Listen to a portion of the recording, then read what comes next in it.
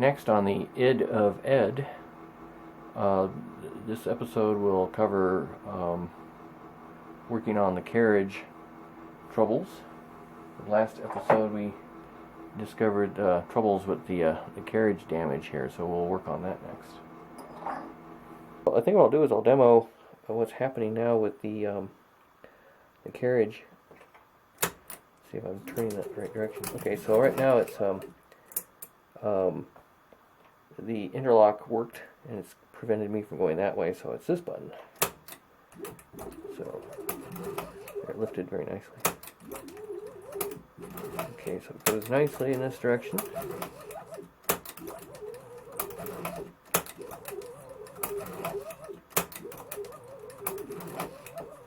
I think I might have one more travel before they off. Okay, I shouldn't be able to travel now. It doesn't. Okay, it lifts, but it doesn't travel. That all worked very nicely. Now, when I start going this way, it'll probably travel nicely for a few times before it hits those damage points, and probably part of, oh, there it is, started right there. Oh, so it's twisted, and I have to lift it up past that damage point. Ow, it'll try to bite me. So it'll probably do the same. Oh, wrong way. Went the wrong way. It's this one, right? Yep. What am I doing? Okay. I guess I'm hitting. I should put the keys on. It would help a bit. None of that's less uncomfortable. Okay, it's happy there. It was lifting. There, it's starting to snag. Okay, it's snagging about the third point. And I'm having to kind of lift it. It could be the last days of this guy's... Oh, there it did it again. The last days of this guy's operations, they were probably having to do exactly what I'm doing to get by with whatever it is they're using this guy for. Okay, so I guess I'm at the limit. So it looks like it's the last 3 or 4 travels. And of course, it's on this side that you're going to do most of your calculating. Chances are you're not going to shift the carriage that far, or you're probably not working with numbers that big, I'm guessing. So the next thing I have to do is take this carriage back off and figure out what I can do to refinish that face so that this guy doesn't bite and jam into it and twist and damage this guy some more. And I might look into, maybe I'll 3D print some sort of a little bushing that I can kind of put in here to kind of give it a little more support, but still get the keyboard on. That's kind of the question, how to do that. So that's probably my next to do on this guy.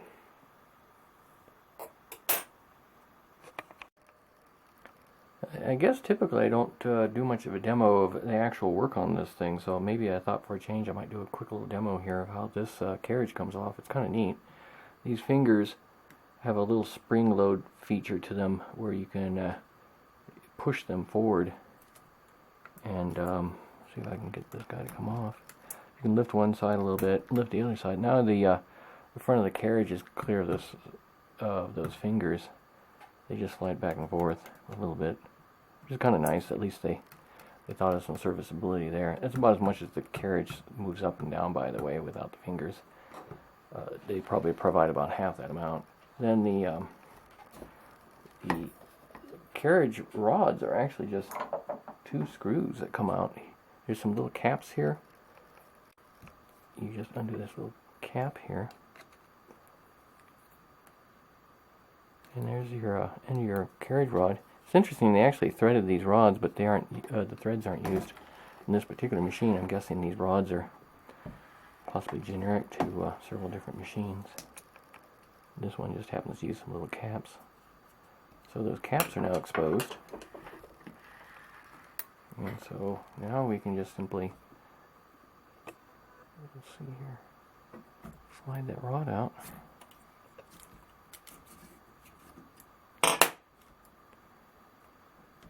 Let's see if I can get, kind of wish now I'd had the carriage a little bit closer to the center location before I'd done this. This one's hard to get to. There we go. So there we go. Off we come. Quick as that. So here's the worst damage point on the carriage. You can see it. They do their probably multiplication steps or maybe division, and they'd always stop or end right here. And it looks like there was 3 more carriage steps available. They hardly ever use, so it's not worn here at all. And then of course they stop here, and that's where all the the wear marks are. And there's several chewing points here. I don't know if they pick up well on the camera. They're not smooth, and you can see the bite marks about the width of the fingers. And then eventually over here you get to the point where the wear is not particularly noteworthy.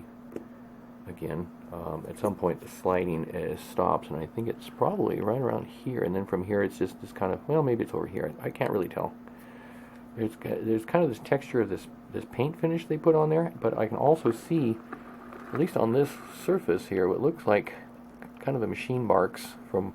They folded this heavy gauge sheet metal, and then I think they did a final finish machining here to give a surface, and there's kind of a crisscross tool mark here.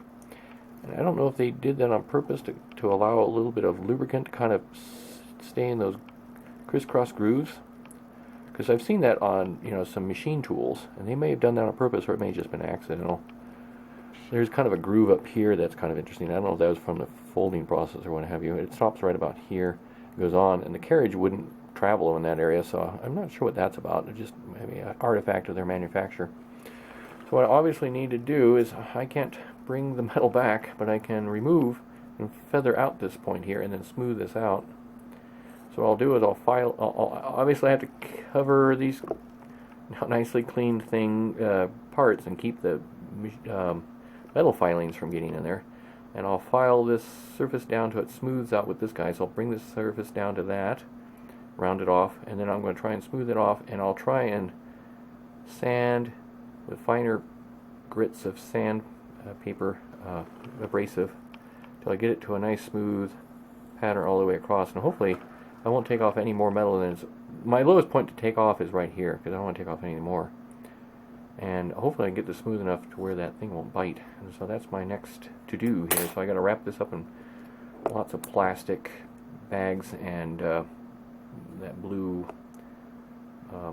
masking tape stuff, and file this away, and hopefully I'll come back and have a nice looking thing to show you guys.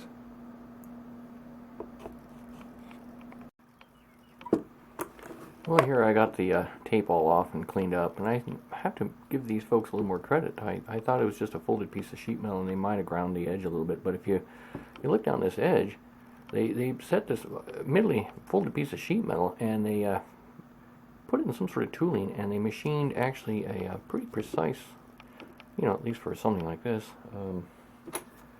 groove that goes on the back side too. Let's see if I can see it here. I don't know if you can see that or not. It's really hard for me to pick up here. But there's a machine groove that goes all the way down, that actually goes down the thickness of below the thickness of the metal by about, I don't know, less than 30 seconds.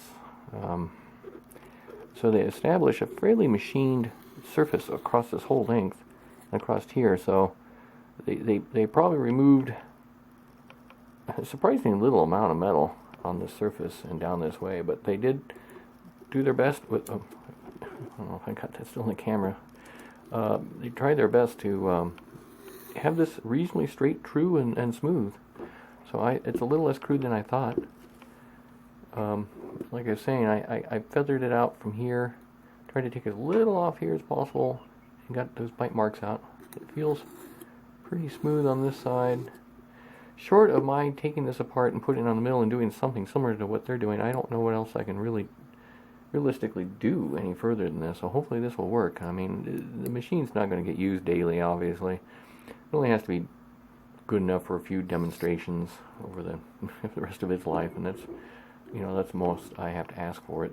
So it's kind of semi-retirement for this guy. So hopefully that'll be nice enough. We'll put it on the thingamajig and we'll give it a try and see how it goes.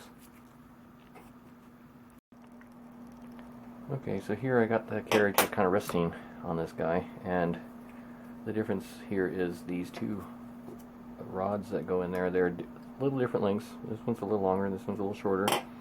They have these keyway cuts that these carriage number register clearing mechanisms go through. These rotate, and these can slide then across that, and you have those keyways to cause that actuation motion to be transmitted, and then it goes to this next guy that has the other end that then transmits to this linear motion here. And the biggest thing is getting this all to line up again while it's all fumbling like this. Probably best, I would think, to leave that loose for the moment. They did tap these holes, but in this particular machine they're not used. And there's no orientation. They both seem to be symmetrical. Go on this side here. If I can find that keyway again. There it is. It's all getting this all aligned without stressing anybody. Ditto on this guy. This guy has the same arm with another keyway. He's got to go in his slots without causing me troubles here. There we go. And the delicate bit is stressing once again. Anybody get it into this little center point that everybody wants to sit in, and then you got to get that little carriage lead screw. Usually in CNCs you would have a lead screw nut. Here it's kind of a lead screw finger. It's interesting how it's all spring loaded like that to kind of give it a bit of give for when it's lifted and dropped. And then literally, I believe that's it. We're both in where we're supposed to be, it looks like. This guy has a groove that he kind of rotates in. This guy has a groove he rotates in. These guys can travel back and forth. They're seated against each other. And then seriously, it's just a couple of screws that hold these caps on, and you really can't get any simpler than this. In all my madness of getting some more of these calculators, still this is the only one I've worked on. I've gotten a Frieden calculator, so like the second one I ran across, it was only a few weeks after getting this one. And I've seen some YouTube videos on that carriage, and it sounds really intimidating to get that carriage off. So when I finally get this guy running and finally get to that machine, it's probably going to be a lot of fun, I suspect, to work on that one. Whereas this guy's amazingly rudimentary, and I believe that's it. So we're done there. These guys are spring loaded, so they'll latch right back into those grooves. And hopefully I get them both to do so. There we go. Take a look in. This guy, I haven't done any sort of bushing system on to keep his torquing around problem to a minimum, so I'm hoping that's not going to reappear as a problem. So let's go ahead and see if I can, let's see here, if I can, I had it all messed up earlier. Hopefully it's working again these days. At least on this. Oop. Here. Is it just jammed on me? I think it did. Shoot. Yep, I'm still having troubles. I thought that was solved. That's very disappointing. I don't know what to do about that.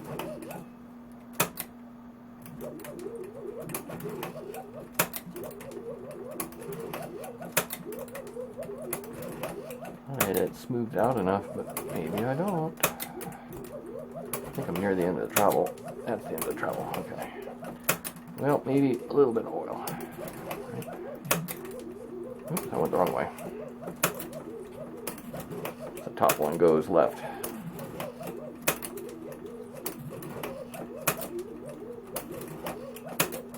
Ah, dang it. Still wants to do it there. Okay.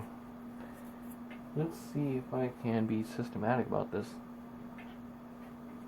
and figure out where that's at.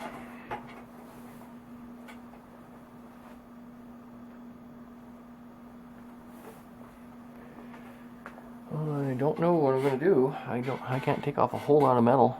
That's kind of the start point right there. Let's see if I can.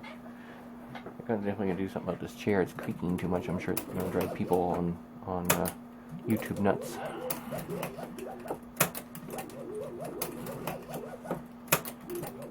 Okay, at the end of the travel.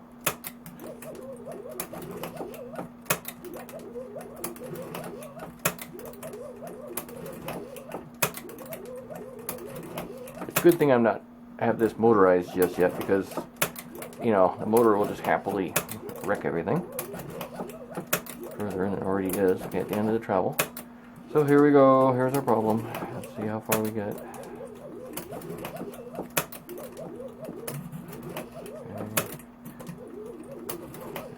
That'll be the next one. There it is. Okay, right there. Okay, so that's the end of basically the end of the travel.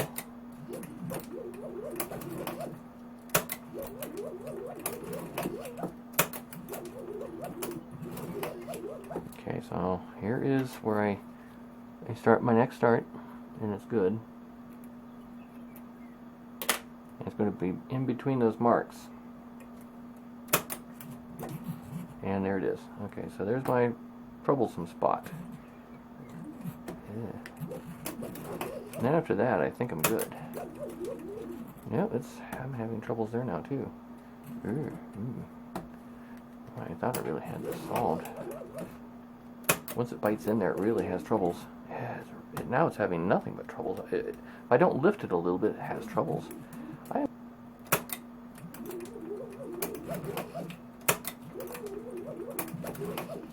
The biggest problem is this thing flexes so badly. There's no support.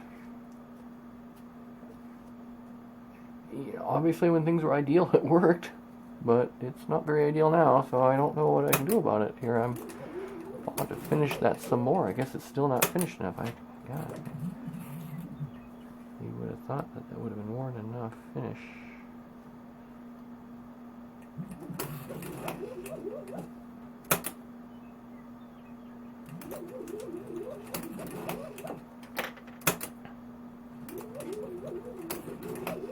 If I just hold this part of the arm, I must get into the trowel. Okay, go back again.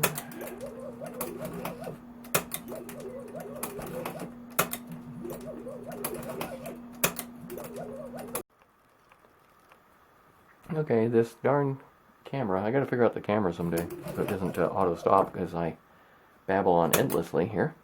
So I'll try putting some lithium grease on this guy, and maybe I can rig up a little test article here and see if I can hold that better, because I can't remove any more metal off this guy. I just don't really dare do that because I only got so much metal left. Otherwise it means am I replacing it with a more precision machined part if I can't use this, because there isn't a whole lot of metal there to remove, so I don't dare remove it. So I'll give that a try next. Okay, so I've gotten to making this little sheet metal adapter part, and it's just a little triangular piece of metal. I've folded a little edge on here to make contact with this arm. I put a little fold in the other direction to reinforce it. It's kind of hard to see down there, of course, as always with these things.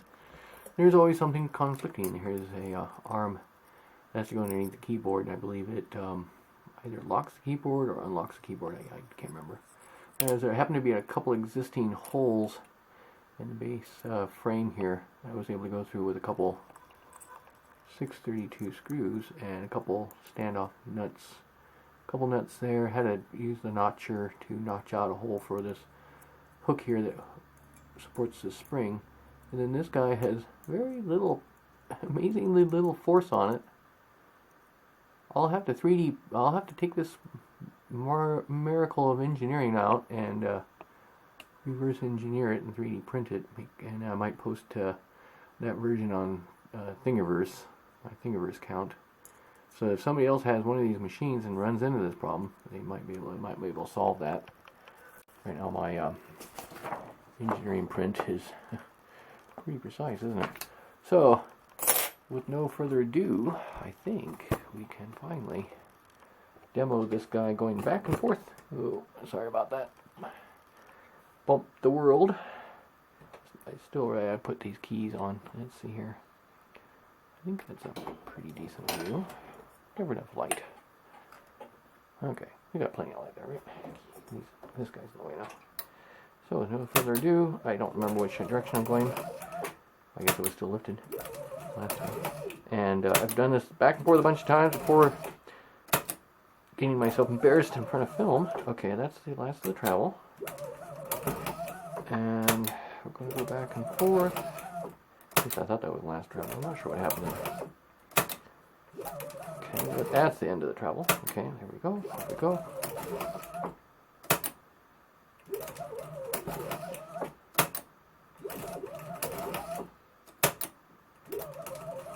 And there's our Howie spot. And we go across it very nicely now. It's just surprising how little force is needed to correct that so it doesn't torque into that damage spot there, the little weak spot. Okay, that's the end of the travel. Okay, we go back.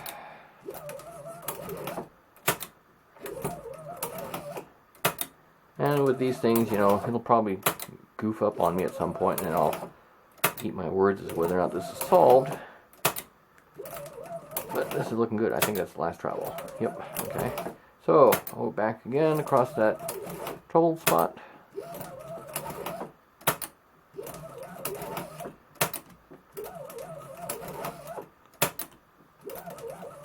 That's, I think, looking pretty good.